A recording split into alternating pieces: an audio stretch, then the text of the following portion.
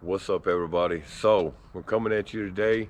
This video is for your 4th generation Ram owners, 2009 to 2018. Mine's a 2009.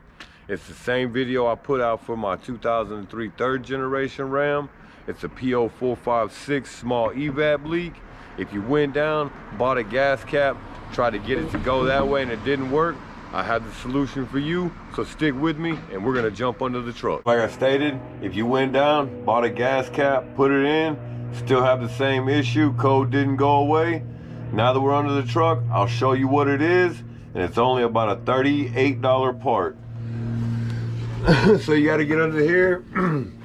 At the rear of your gas tank, look, I'll show you. There's your differential. There's your gas tank right here.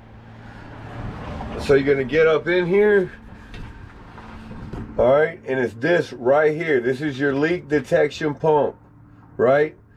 So it's one plug, one hose. There's a tab somewhere right in here. There's a little tab you depress, and it'll spin like this and pull out. Go down, buy you one, put it in, and your problem will be solved. It's as simple as that.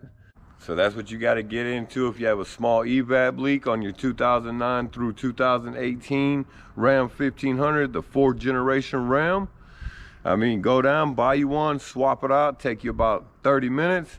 Problem solved. If solved mine just like that, I hadn't had another issue since.